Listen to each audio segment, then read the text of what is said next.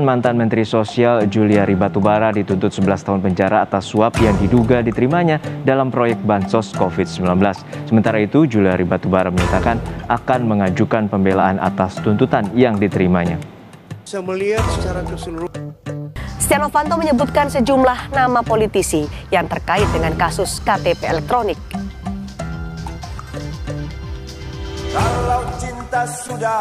Seorang pendamping Bansos PKH yang ditetapkan tersangka atas nama Penitri Herdiani, warga Kelurahan Merjosari, Kecamatan Lowoparu, Kabupaten Malang. Modus yang dilakukan tersangka yakni dengan tidak memberikan kartu keluarga sejahtera atau KKS kepada puluhan keluarga penerima manfaat atau PKM di Desa Kaligoro, Kecamatan Pagelangan selama 3 tahun. Total dana yang tidak disalurkan kepada 37 KPM itu sebesar 450 juta rupiah. Menurut polisi, motif tersangka. Bismillahirrahmanirrahim. Assalamualaikum warahmatullahi wabarakatuh. Apa kabar sahabat Latsar semuanya?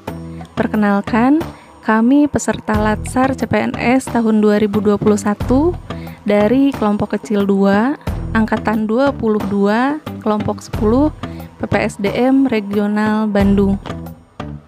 Akan membahas mengenai analisis isu global, yaitu mengenai korupsi.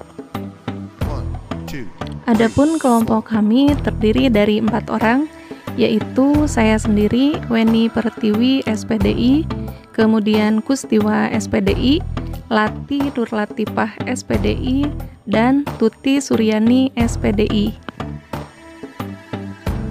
Selanjutnya, untuk materi presentasi terdiri dari 4 bahasan. Yang pertama yaitu pra-analisis. Di dalamnya terdapat identifikasi isu korupsi dengan metode pentahelix. Adapun yang kedua yaitu pembahasan mengenai menapis isu. Di dalamnya terdapat pemecahan isu korupsi dengan metode USG. Kemudian yang ketiga, analisis isu. Di dalamnya terdapat analisis akar masalah dengan metode Fishbone dan SWOT. Dan yang terakhir, pembahasan keempat, yaitu rekomendasi penyelesaian isu. Di dalamnya terdapat metode tabel.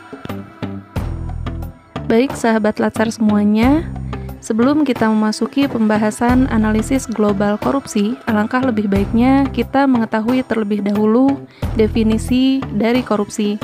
Menurut Kamus Besar Bahasa Indonesia, korupsi diartikan sebagai penyelewengan atau penyalahgunaan uang negara atau perusahaan untuk keuntungan pribadi ataupun orang lain. Sedangkan berdasarkan Undang-Undang Nomor 31 Tahun 1999, korupsi adalah setiap orang yang secara melawan hukum melakukan perbuatan memperkaya diri sendiri atau orang lain, atau suatu korporasi yang dapat merugikan keuangan negara atau perekonomian negara.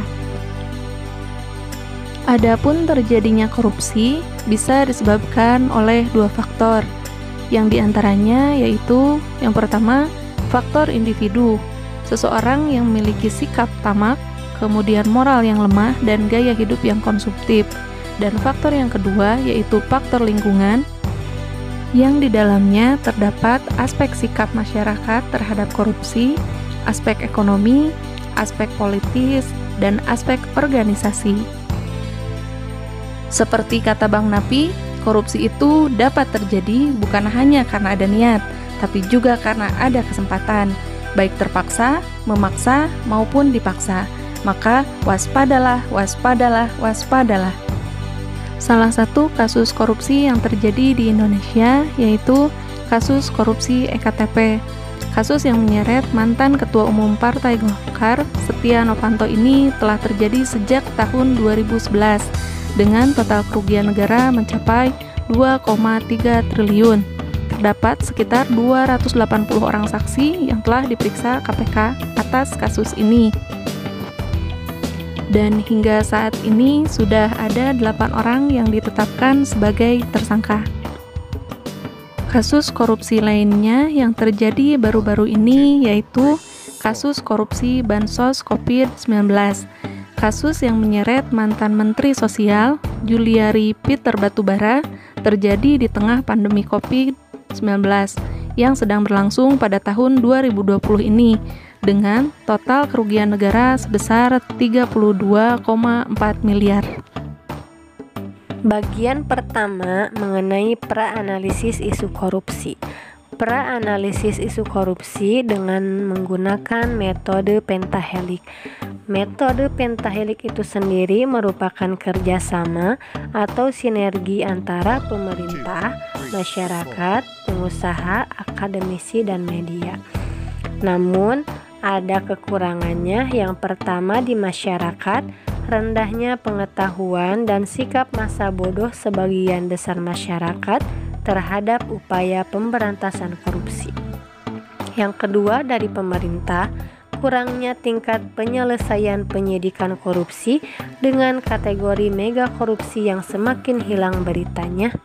Yang ketiga, dari pengusaha, masih rendahnya keinginan para pengusaha untuk membantu pemerintah mengkampanyekan anti korupsi melalui perusahaannya. Yang keempat, dari akademisi, yaitu kurangnya pendidikan moral terkait dengan pembekalan karakter jujur, tanggung jawab, etika, dan integritas dalam lingkungan berbangsa dan bernegara.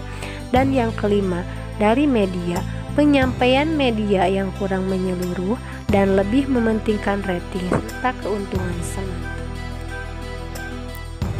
Bagian kedua, teknik menapis isu korupsi. Teknik menapis isu korupsi dengan menggunakan metode USG. Metode USG itu sendiri adalah urgensi, seriousness, and crowd. Yang pertama dari masyarakat, rendahnya pengetahuan dan sikap masa bodoh sebagian besar masyarakat terhadap upaya pemberantasan korupsi. Urgensinya dinilai 2, seriousness 3, crowd 2. Yang kedua dari pemerintah, kurangnya tingkat penyelesaian penyidikan korupsi dengan kategori mega korupsi yang semakin hilang beritanya dan kurangnya pencegahan praktek korupsi di bidang perizinan, ekspor impor, pelayanan publik yang berhubungan langsung dengan masyarakat. Urgensinya dinilai 2, seriousness 5, dan crowd 3. Dan yang ketiga, dari pengusaha, masih rendahnya keinginan para pengusaha untuk membantu pemerintah mengkampanyekan anti korupsi melalui perusahaannya dinilai urgensinya 3, seriousness 2, dan growth 2. Dan dari bidang akademisi, kurangnya dasar pemberian pendidikan moral terkait dengan pembekalan karakter jujur, tanggung jawab, etika, dan integritas dalam lingkungan berbangsa dan bernegara. Urgensinya dinilai 5, seriousness 4, and grow 5. Dan yang kelima, dari media, penyampaian berita yang kurang menyeluruh dan lebih mementingkan rating serta keuntungan semata. Urgensinya dinilai 4, seriousness 4, and grow 3. Maka dapat disimpulkan yang paling tinggi nilai urgensi, seriousness, and growth adalah dalam bidang akademisi. Bagian ketiga, menganalisis isu korupsi. Kelompok kami menggunakan 2 metode, yaitu metode Fishbone dan metode SWOT. Dengan metode Fishbone, kita dapat menganalisis berdasarkan hubungan sebab akibat. Jadi yang menyebabkan terjadinya maraknya kasus korupsi, diantaranya yang pertama faktor individu. Individu yang serakah dan juga rendah kemampuan bekerja. Faktor selanjutnya adalah keteladanan. Adanya contoh dari pimpinan, ini menyebabkan manajemen cenderung untuk menutupi tindak korupsi. Faktor selanjutnya adalah aturan. Rendahnya peraturan perundang-undangan menyebabkan ketidaktuntasan penyelesaian kasus-kasus korupsi. Faktor selanjutnya adalah lingkungan. Jika masyarakat sudah menganggap bahwa korupsi adalah hal yang biasa dan juga masa bodoh, ini menyebabkan semakin parahnya dan semakin maraknya kasus korupsi. Metode yang kedua yaitu dengan analisis SWOT, di mana ada 4 faktor yang diperhitungkan. Yang pertama, strength atau kekuatan. Yang kedua, weakness atau kelemahan. Yang ketiga, opportunity atau kesempatan. Dan yang keempat adalah threat. Dilihat dari faktor strength atau kekuatan, instansi memiliki wewenang mengatur keuangan. Di lain pihak, pemerintah memiliki kekuasaan penuh untuk menghukum koruptor. Lalu masih ada kelemahannya atau weakness, yaitu yang pertama adalah rendahnya kesadaran pentingnya pendidikan moral. Yang kedua, pengawasan yang kurang dari instansi dalam penggunaan dana. Yang ketiga, kurangnya penyuluhan dari pihak terkait tentang dampak korupsi. Selanjutnya dilihat dari faktor opportunity atau kesempatan. Adanya kemajuan zaman dan teknologi, dan juga pemerintah dengan kewenangannya dapat mengatur dana. Ini mempunyai kesempatan. Yang keempat adalah threat atau ancaman.